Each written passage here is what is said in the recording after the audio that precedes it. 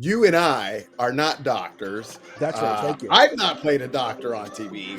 Dee, I don't know, maybe you have, but it's wonderful to have the doctor in the Yes. house. Well, we're excited today to be here at Fun, Fit, and Fasting as we enjoy living healthy, above 50, above 60. And when much of our world has begun to give up hope, we are inspired. And today we're inspired as we have a special guest. George has many gems that he brings to the table, but one of the ones that really excites me is the special guest that we have today. George, tell us about our guest. So, our guest today is Dr. Jennifer Hone.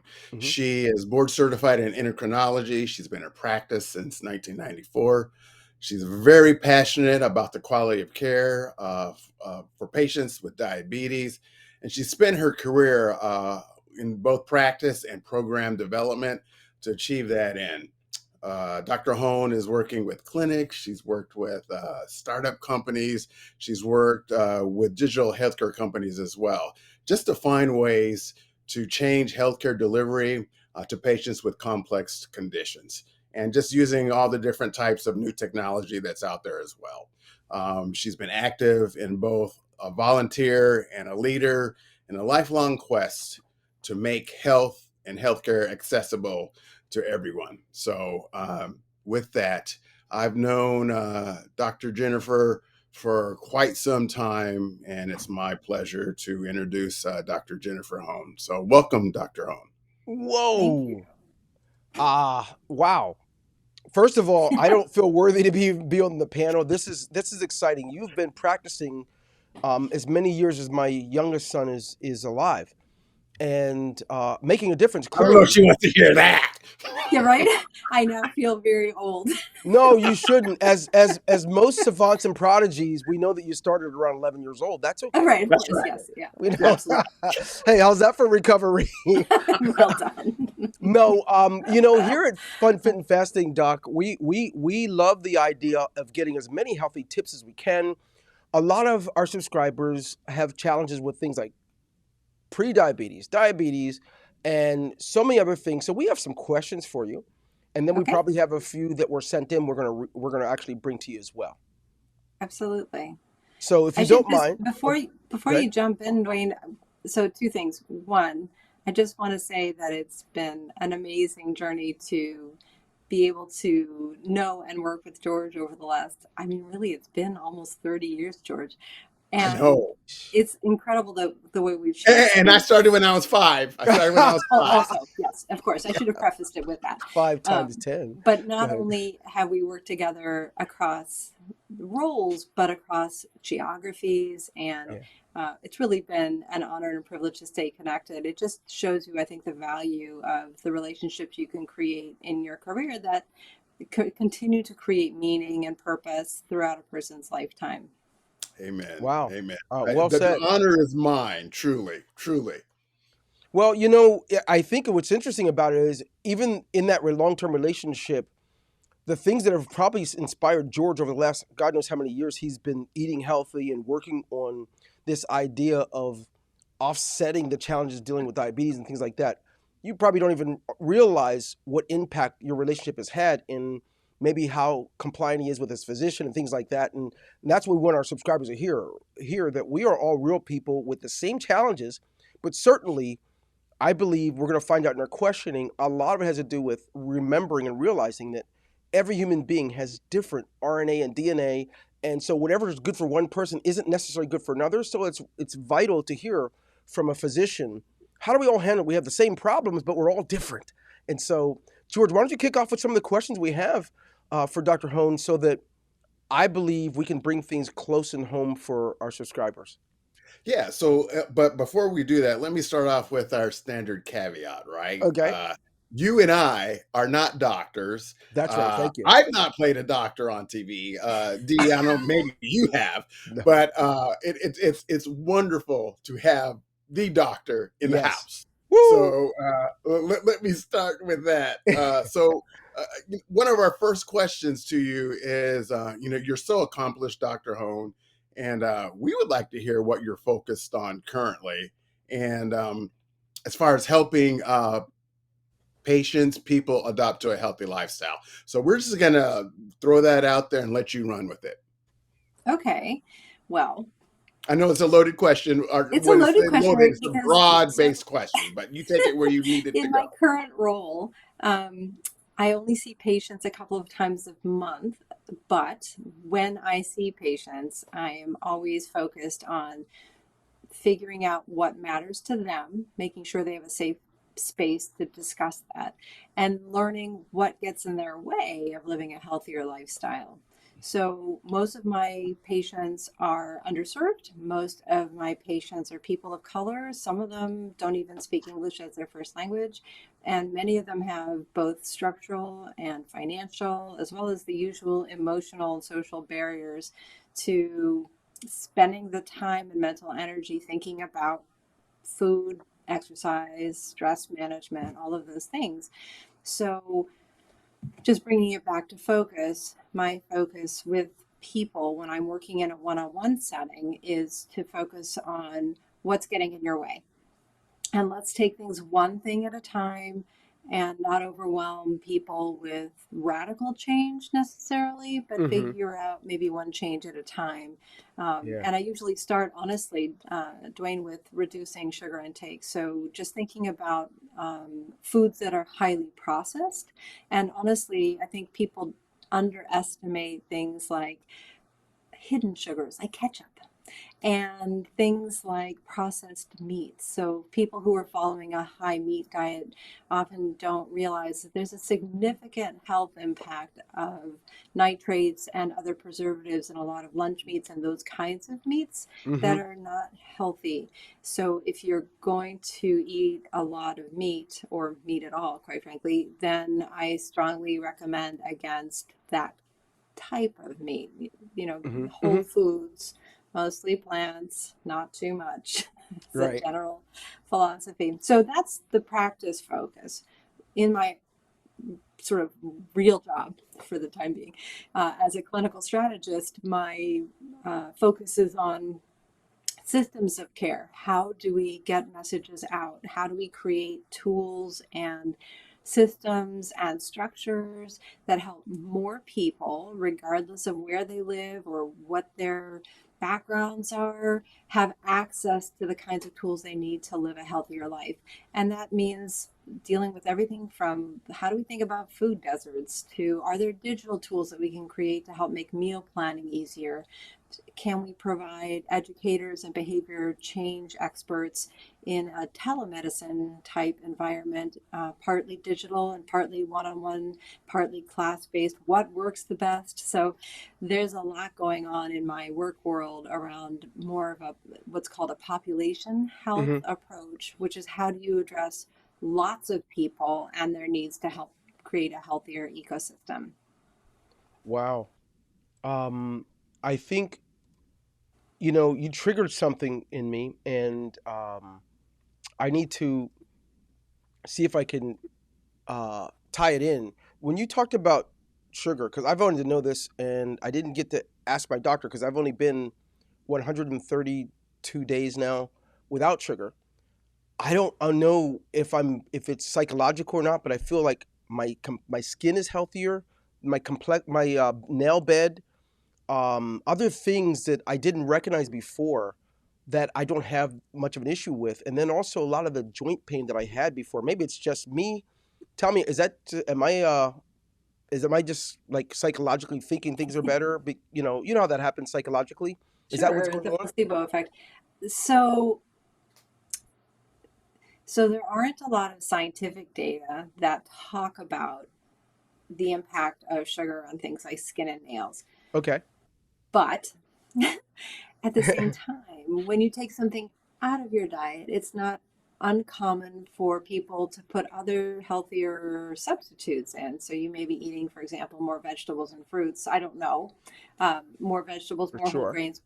And those things have important vitamins and nutrients that can impact skin and nails. The other thing that people often don't underappreciate, perhaps, is that when you feel better, Hmm.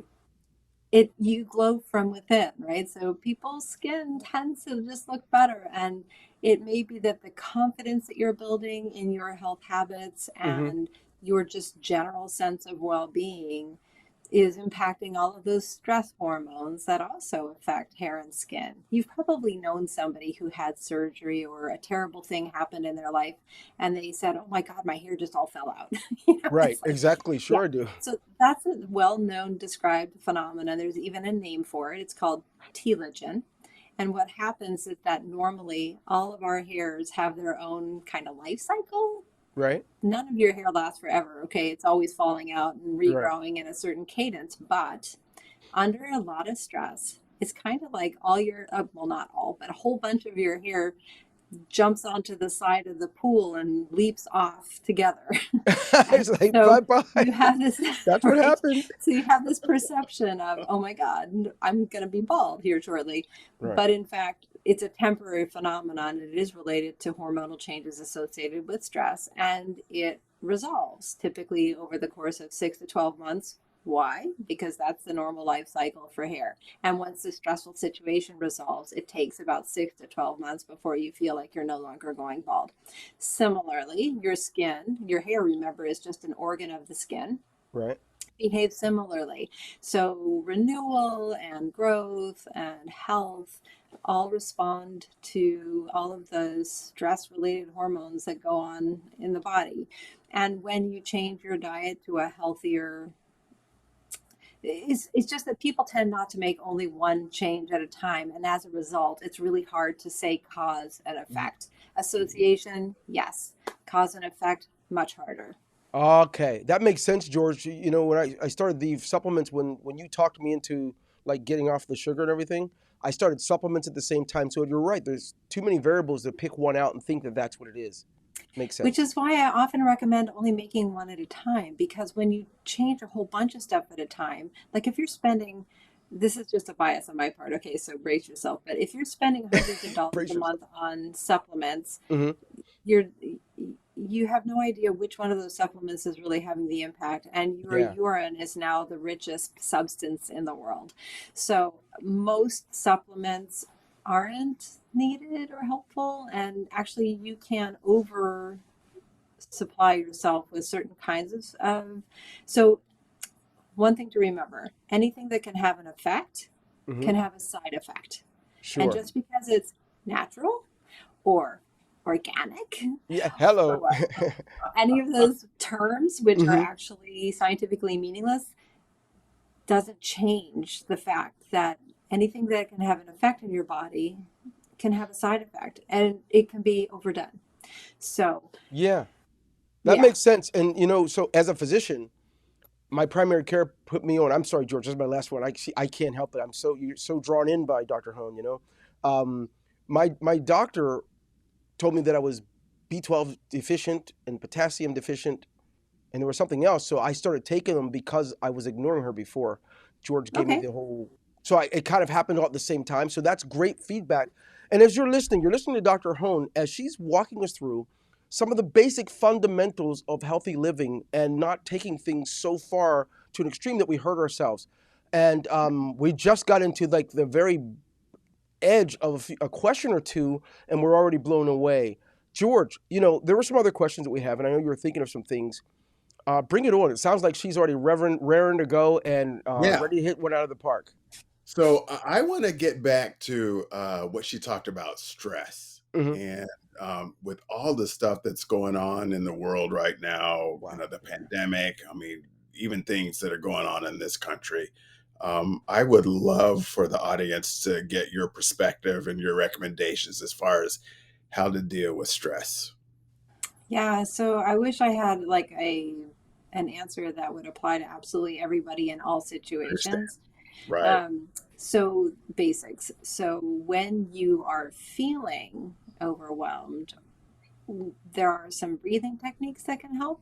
Honestly, like it's called box breathing. You breathe in to the count of seven, hold, sorry, breathe into the count of five, hold for the count of two, breathe out to the count of seven, and just keep doing that until you feel better. Mm. It sounds ridiculous, but it can also honestly can be helpful. Another technique is counting backwards by sevens just to distract yourself. That can actually be a useful technique for falling asleep if your brain is just going around in circles. If you think about something that's not particularly interesting but requires your concentration, it will take your mind out of that endless thought loop that you can't seem to get out of. Honestly, going for a walk, getting into nature, Hmm. looking outside, even if you can't go outside, look outside, look at the leaves on the trees, or if they're bare, the beauty of the branches, and appreciate the beauty around you is helpful for stress. But movement is a well known stress reliever, and it doesn't have to be heart pounding, sweat inducing, exhausting. Just go walk. Mm. If you can't walk, crawl. At least if you're sitting, stand. Do what you can. Chair exercises for people who don't have strength in their legs, yoga, all of those things can be really, really helpful. There's no question that more vigorous exercise a couple of times a week, whatever that means for you, because we're all different. George, you may be lifting weights. I may be lucky if I can lift my arms. And so whatever works for you to strengthen your heart, your mind, your spirit, your body is what we should all do. Wow. I love those answers. The beauty of that is it's free. I mean, Yeah. basically everything that you mentioned is free. Yep. It's just taking the time to do it, whatever that may be. And I know there's even apps on phones that you can Hmm. get, which I believe are Mm-hmm. free for breathing, which I think is cool. But thank you. That is just absolutely wonderful. So that's stuff that we are certainly in control of, that we can do to help alleviate stress in each and every one of our lives. So thank you for that, Yeah, Doctor. although I wouldn't overestimate our ability to control things.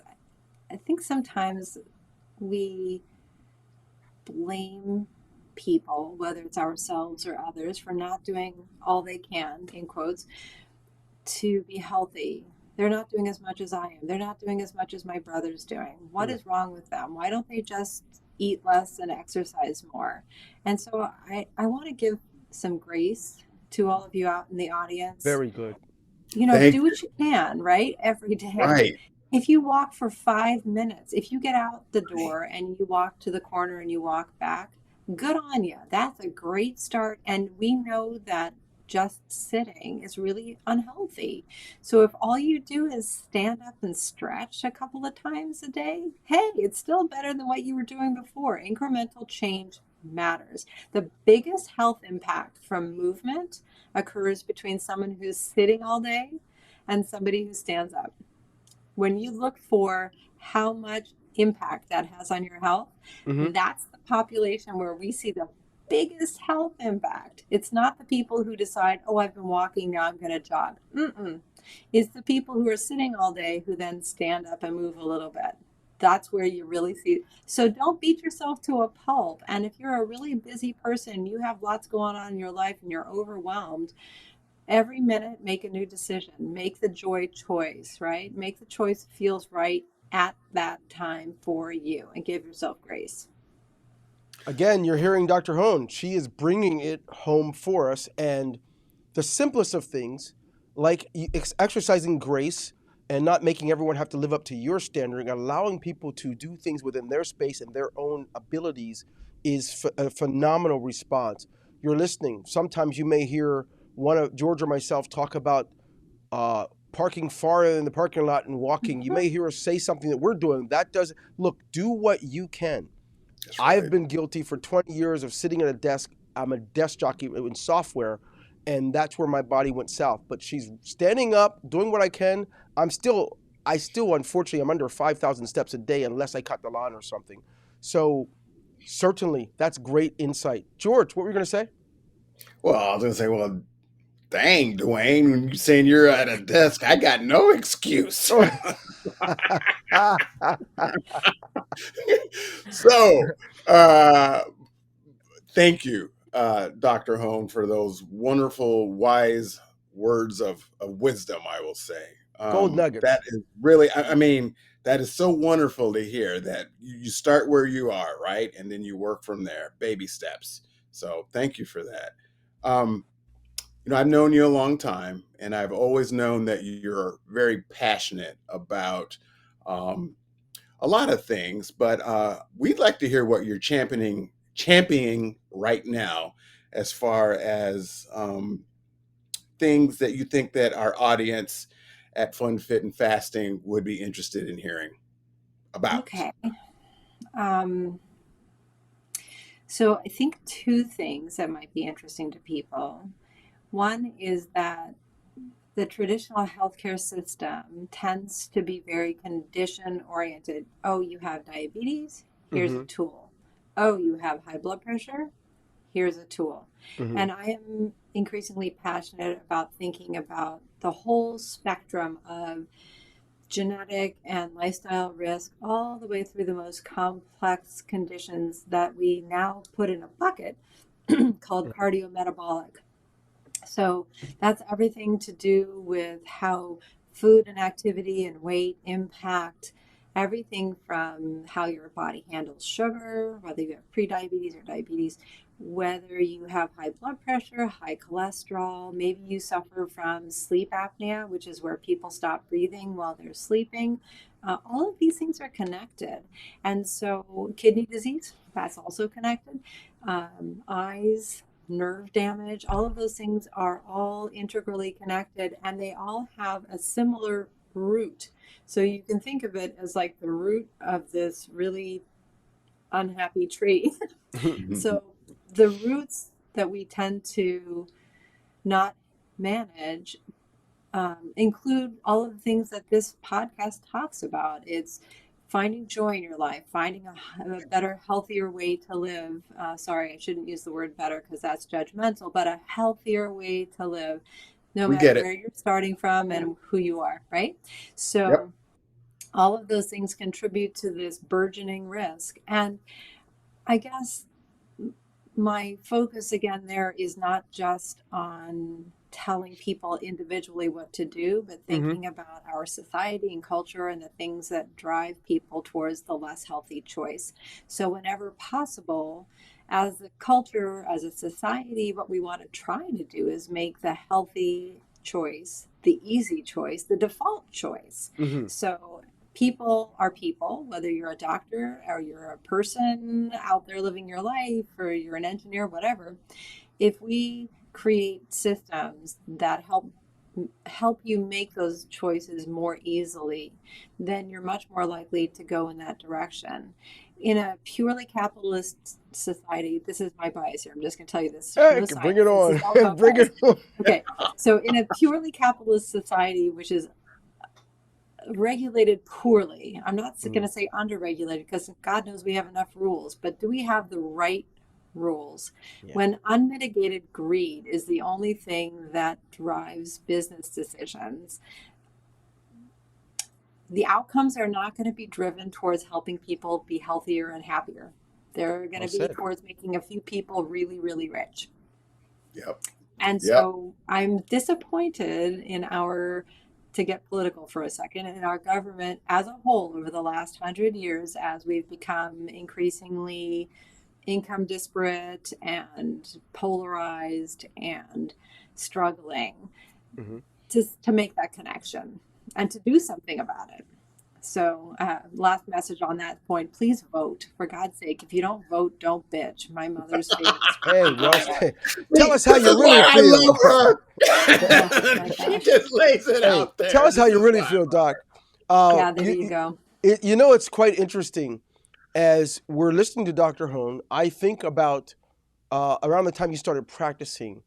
The decade of acquisitions and mergers was Mm, also a time when medical care, hospitalization, and things transformed as it relates to formulary and it relates to hospital systems. All the geography, self-contained hospital systems now began to be run by conglomerates, and businessmen moved into the scene, which also I think muddied the water a great deal and created this thing about the bottom line began to be the priority as it appeared over the patients in many cases.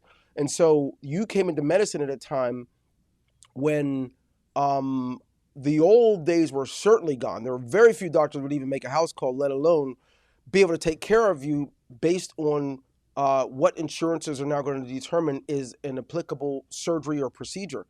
And prior to that time, prior to like 93, 94, it was a little bit more lenient and more open.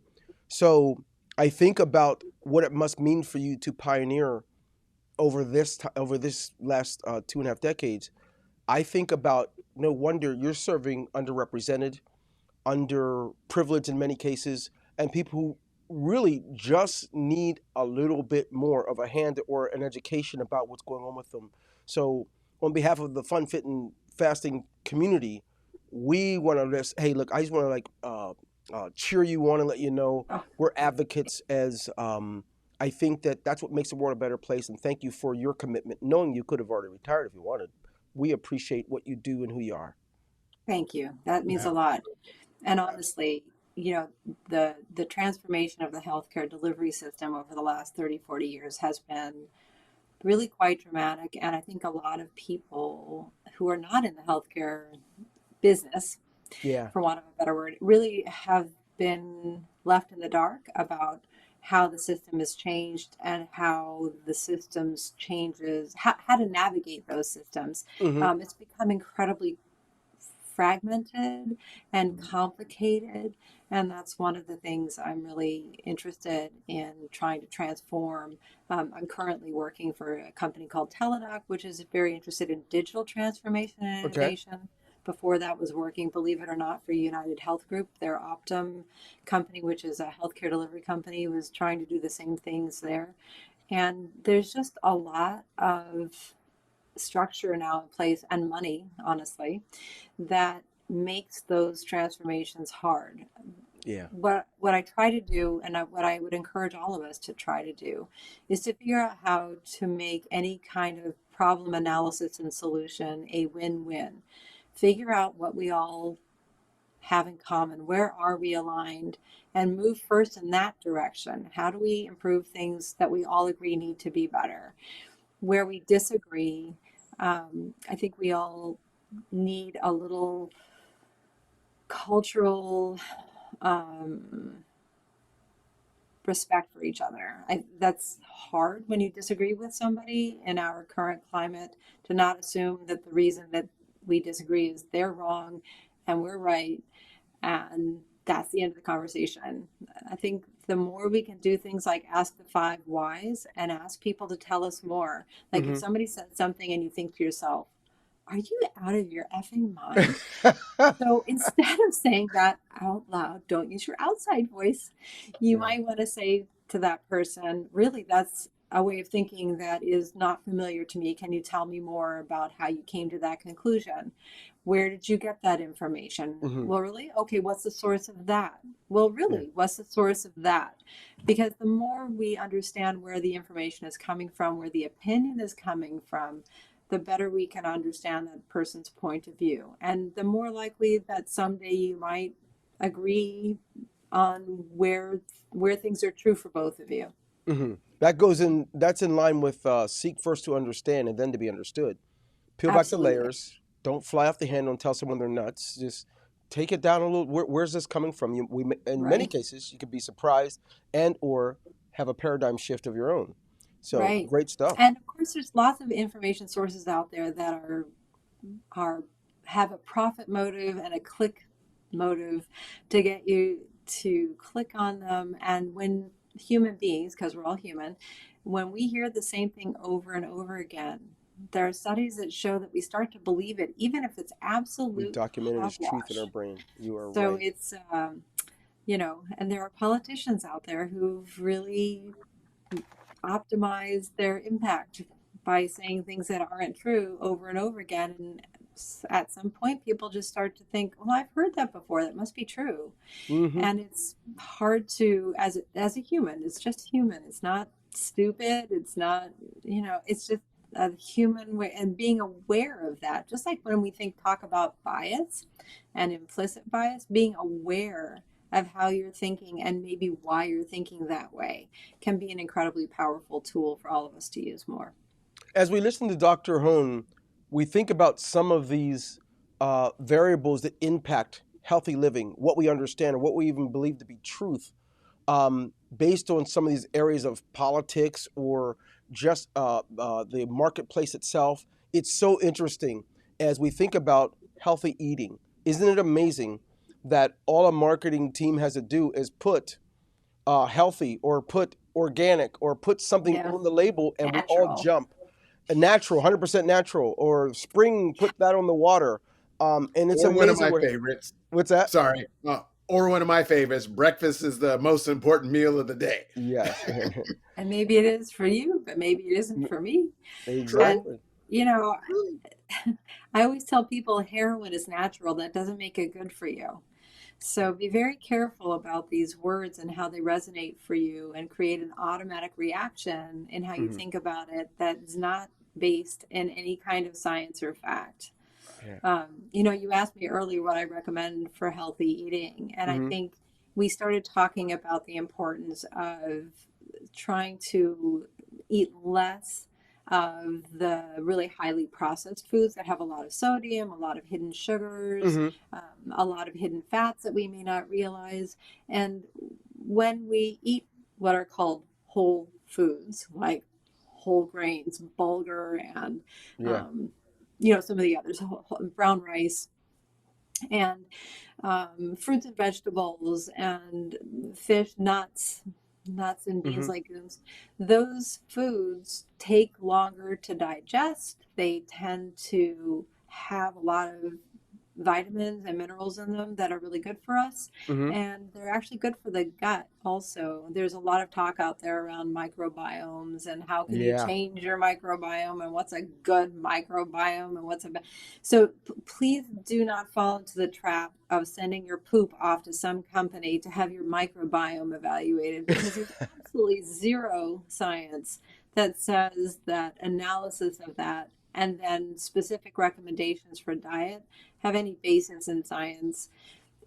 What we know is that there are certain patterns of bacteria living in our guts that are associated. Remember, we're talking again about the difference between association and cause and effect. Okay. So we know that certain patterns are associated with certain things like obesity, Hmm. diabetes. What we don't know is that if you checked ahead of time and saw somebody at risk for those conditions and magically changed their microbiome, that those things wouldn't still happen, because you can't separate how you eat from that impact on the microbiome. So there's such a multitude of impacts on how you eat and exercise and manage stress, that the microbiome may very well be more of an effect, not a cause. Hmm. And don't assume that because you see things in mouse studies that that's true for people. There's just so much more context that occurs in people, and you're not a mouse. If you are a mouse, I apologize. We know you that you're not a mouse. We know that for sure. I love it. I love your straightforward approach, Dr. Hone. As we think about your response to healthy eating, and it's so great that you keep in giving us the don't fall for the responses, because that's key. We know through social media things are hammered in every screen that you can put your eyes on, some sort of a marketing campaign to get you to think that something is actually healthy, or it's just for you when it's only for those that it's for. And so that's much appreciated. We are, as I think about some of the things you're championing, I think it's imperative for everyone to hear as you work on your health. Each of us, I trust, if you have a physician, certainly consult with your physician about these things, what is good for you and what is appropriate for you, knowing your health background. And as you learn that, stick with it. Even if you get 15 inbox messages telling you that you have to join this specific vegan group or this keto group or this fasting group, know who you are, apply those things. You can certainly participate in things like that, but you don't have to take it to the extreme. As we're listening to Dr. Hone bring it home for us, we can actually be comfortable in our own skin and know that we are not a group, we are an individual, and we can be healthy over 50, over 60, over 70, over 80. We can be healthy by applying the basic fundamentals like Dr. Hone is giving us. Uh, Great stuff. Dr. Holm, what state are you in, if you don't mind me asking? Oh, I'm in California. Now, California. I was in Colorado for 15 years. Actually, that's where George and I met, was in Colorado. Mm-hmm. I've lived in Washington, D.C., Virginia, Maryland. So, Wow. Okay. Good stuff. Well, I've got a question for you from my lovely daughter-in-law. And that is, what do you think about a person that's predisposed? One parent, her father, who's already had, I believe, one or two heart attacks mm, by age 50, right? mm. And has had cardiovascular issues even in his early 30s. Never smoked, not into smoking or anything like that, but he had that. And her mother is diabetic. Her mother's last child was at 40. Now she's careful. She's trying doing everything she can to eat healthy because her parents have always ate healthy because of those predisposed issues. Um, are there any recommendations about someone who's just 30 and is already in like maybe having some issues with potentially being pre-diabetic and things like that? As Yeah, far as there's eating and then as far as eating and stuff like that, eating yeah, and yeah, no, exercise. absolutely. So there's no way that I know of to exchange your parents, Yeah, unfortunately. yeah. So, if you could pick the right parents, that would be helpful. But in the Hmm. absence of that, there's several things. So, first of all, there are some data that, again, really promote eating less animal products and more things that come from whole plants Okay. for, and that's sometimes argued about from Right. people who are really pro um, these kinds of keto diets. And Mm-hmm. Mm-hmm. I'm here to tell you, you can have a low carb, low simple carb approach that's still plant forward. Yeah. And so the same principles of avoiding sugar and processed foods apply. I'm not saying that everybody has to go meat free by any stretch of the imagination, but recognizing that there's a ton of really healthy and complete protein in plants is, I think, a really helpful Mm-hmm. paradigm to be aware of. So, a Mediterranean approach, for example, Okay. um, that's number one. But number two is make sure she should make sure she speaks to her doctor, especially about her dad's genetics, because she may very well have a gene for high cholesterol Right. that could be contributing to this risk. And that, unfortunately, is not something that anything but an incredibly extreme diet, like a Dean Ornish approach can really manage. So Dean Ornish's research from, God, 20, 30 years ago is still as valid as it was then today, which is, Okay. again, 100%. He went really, really low fat and all plants. And that's hard in America. I mean, Yeah. I'm just going to just throw that out there. Like, if it's Yeah. impossible to follow, then it doesn't matter how good it is. Mm-hmm. You can't do it long term. So, Right. Dean has a new program that's really four pronged, and it focuses on not just what you eat, but movement and stress management Okay. and social connection. And those four things together provide the kind of, you can actually reverse cardiovascular disease using his program. It's just really hard, and you have Wow. to be committed to doing that. Yeah, it's pretty interesting. So for your daughter-in-law, my two basic responses are really think about staying away from refined foods of all kinds, whether they're carbs or meats or whatever. Stay away from refined stuff. Um, there's nothing wrong with frozen vegetables. Like, if vegetables are hard for you, get the frozen kind. They're every bit as good for you, and they don't turn to a disgusting soup in the bottom of your vegetable drawer. Okay. I actually, what I like to do, for example, is when I hate chopping with a fiery passion. So when I make a salad, I get pre-washed, pre-bagged lettuce. I'm not kidding you not. I am willing to cut up cucumber and tomato, but that is it. And then what I do is I take a mug and I Mm-hmm. get my frozen vegetables out of the freezer and I pour a little bit in the mug. I stick them in the microwave for 1 to 2 minutes, rinse them off so that they're cool, because like hot vegetables on salad, Mm-hmm. disgusting. And then pat them dry on a towel and throw them on top. And that's a way to increase your Brilliant. vegetable intake Love it. without going to a bunch of work or spending a lot of money. Hmm. I also often will add canned beans, like black beans, Hmm. rinsed canned black beans on top of my salad. Make it a Tex-Mex kind of a, you can vary Hmm. that and make it a really different meal from day to day without a whole lot of effort. Wow, that's great. Now, look, if I ever do that and share it with someone, I can like, as long as I reference you, I can do that, right? You can do that without referencing Oh me, my man. gosh, it Like, sounds just take great. it.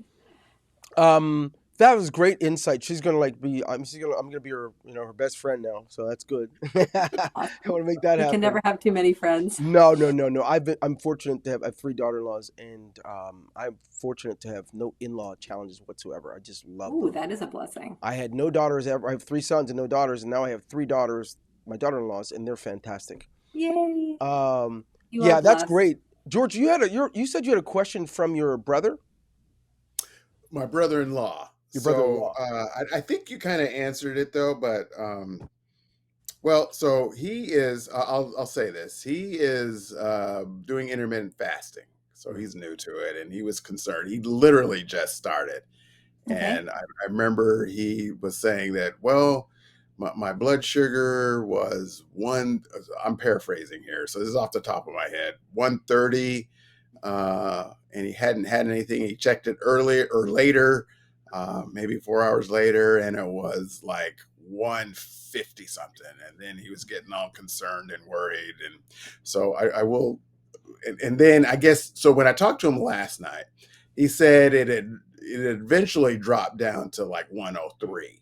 So so he felt better about it. So would love to hear. And again, I know you don't know him, you don't know his history. I know he has. I think again, not playing a doctor, but some things I do know just based on my experience in the diabetes world, as you well know, um, was that he had an injury to his shoulder. So, I know that stress can increase your blood sugar.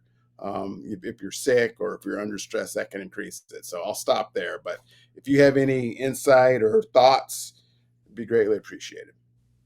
Yeah, so again, I don't know how helpful this is, but first of all, home glucose meter testing is not a perfect technology. And the so if you get your blood drawn at the lab, what the number you get there is not going to be the exact same as when you test yourself on a blood sugar meter. The Right. FDA allows 20% variance right now, Okay. or maybe it's down to 10. But in any case, it's still, you know, and so if there's a concern that he has about a blood sugar reading, the smartest thing to do is to go to his doctor and have an oral glucose tolerance test. I mean, really answer the question, is he glucose intolerant? Okay. So that would be my first answer is don't stress too much about what you're seeing on a glucose meter around intermittent fasting. If you have diabetes, and this may not be his issue, but just generally, if you have Sure. diabetes and you take medicines like glyburide, glipizide, um, what's the other one?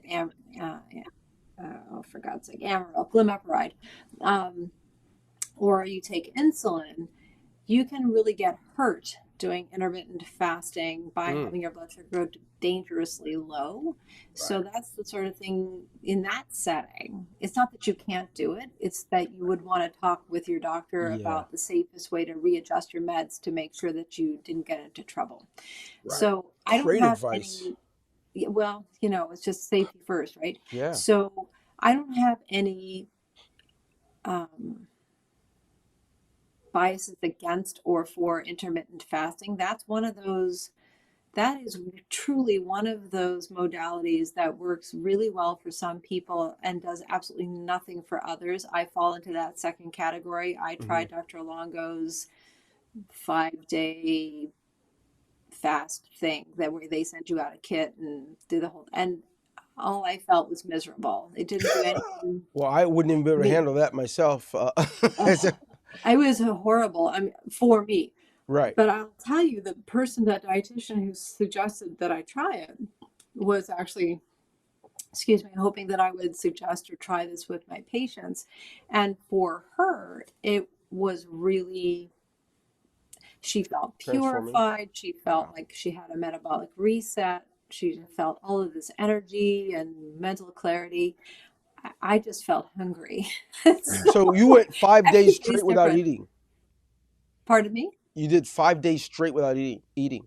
Oh, it wasn't not eating at all. You were given what to eat during those 5 days. I think the first 2 days were 700 calories or 1,000 calories, maybe the first day, then 700, then 500, 500, 500. So they Hmm. send you tea bags and soup packets, and that's all you eat. Um, and for me, that was like punishment. Yeah, To well, for go. clarity, let me say something because I don't even have that in me, strength wise. The kind of intermittent fasting that I've been doing, and I'm probably doing it wrong. Maybe I just don't eat anything. I make sure that there's a 14 or 16 hour window of time Right. between my last meal and my first meal, so that I, Yeah, at a that's called minimum, I time don't do bound that. intermittent fasting. Yeah, and for some people, reason so there's a lot of possible reasons why that works for some people. Hmm. Not the least of which is figuring out the time of the day when you have the worst time trying to control non-hunger based eating. Yeah, For example, some people in the evenings after dinner cannot seem to stop themselves from eating while they're watching TV or whatever, and they just that's who I snack until was. Yes. bedtime. Yeah. So, for that group of people to say, you know what, stop eating at 7 p.m., just nothing, that can be life changing because it basically It stops was. you from a habit that's been contributing to less health. And that's one of the reasons I mean, I saw my wife asked me to to watch a video or something one day, and I was about 51 pounds heavier. And what's crazy about it is within the first 2 weeks of doing that, just I ate whatever I ate. I didn't 700 calories. No way. I couldn't handle that. I just made sure that I didn't eat after 7, and then my first meal wouldn't come before like 11 or 12 the next Yeah, day. It's so for that group of people, maybe that's why I've seen it, because I do know people that have said they've done it and they don't see or feel any different. And so I guess what you're saying does coincide with the whole thing where we're also very different in how we metabolize food and our sleep cycles. And that's very good insight. Thank you. Wow. sure. Boy, you told me she was going to shock me, Georgia. You didn't say she was going to do Telling all you, this. I'm telling you. Thank you, Dr. Great. Hone. You're welcome. Well, today, as we interact and engage with Dr. Hone, I've been floored and wowed, and also in many cases, I've had to do some rethinking and adjusting. And it's some of the things that makes this whole concept of really being comfortable in our own skin and living according to what our body's needs are, and addressing those. Hearing Dr. Hone has made me recalculate and rethink. And I think as you listen, you think about what makes sense for you. What does your doctor say? What are you taking? And at the same token, do all you can not to be brainwashed, as there's so many movements out here every day in your face. Be careful not to be brainwashed. Check it out. Ask questions. Dig a little deeper. Dr. Hone, as our guest here at Fun Fit and Fasting, we'd like the opportunity and privilege, maybe, even with your tight schedule, to bring you back as we Please. we'll have other opportunities in the future to peel back the layers and learn more about these different arenas around healthy eating and healthy living. Yeah, And sure. I'm happy to come back. as we go, can you give any hot tips or anything you want to give to our group? Now, a lot of our subscribers are literally 50 and up, but however, there are many who just have unhealthy living and they like the idea of taking charge and doing all they can for themselves. Any last minute final saying or final statement you'd like to make for us? Sure. So, number one, I want to reemphasize the give yourself grace, meet yourself where you are, meet your friends and family where they are. Don't impose your beliefs on somebody else. Let them find their path. Number two, health is not a single thing. It's not just food. It's not just movement. It's also how well are you sleeping? Are you sleeping enough? Do you really think it would be a good idea to go to bed a little bit earlier and turn off your damn phone? Stress management, right? Stress management and social connection. We tend to be very focused on our screens, and human beings are social animals. And even if you're an introvert, it is so important to have people that you can be emotionally intimate with, to have conversations that are meaningful. It is what brings joy to life. And last, I would say we should all, as a community and a culture, from a health perspective, really think about contributing to something bigger than we are. And whether that's for you, if that's a church based thing, or it's a community volunteering thing, or it's what you do for a living, think outside yourself. Believe it or not, they've done a study where they gave two groups of people a $20 bill. Group one, they said, spend it on whatever you want. Group two, they said, we want you to take this $20 and give it to somebody else to do some good with it. You know, they say money can't make you happy, and that's a little bit nuanced, because it turns out that the people who they just got the $20, you would think, hey, I could buy whatever I want with this. Right. They weren't that happy. The people who had the opportunity to make somebody else's day, their happiness scores went up dramatically. So be kind. Maybe that's the last important message of the day. Be kind. Do something nice for somebody else. You'll be amazed at what that comes back to you as. You've heard it right here at Fun, Fit, and Fasting with George Chandler, Dwayne Golden, and our special guest, Dr. Hone. God bless each of you. And Dr. Hone, such a delight. I cannot wait to have you back. Looking forward to it as we move forward with happy living or healthy living, and certainly socializing more, engaging more, talk to people, no LOL and BRBs. Just actually engage with folks. George, any last minute thing before we go, bud? Yeah, so I would just say, Dr. Hone, thank you for coming on the podcast and sharing your wealth of wisdom and knowledge. One of the things besides what you mentioned that I took away that I think is important for people to understand is that make sure that you talk to your doctor, right, about what gets in your way of being healthy. And you define healthy with your doctor, right? But I think that is incredibly important. And you mentioned that at the very beginning. So that really stuck with me. That resonated with me. Hopefully it'll resonate with our audience as well. Be proactive about talking to your healthcare provider about what gets in your way of being healthy. So I will leave it at that. Good stuff. We'll see you in the next episode of Fun, Fit, and Fasting. Take care. Take care, everyone. Bye, everybody.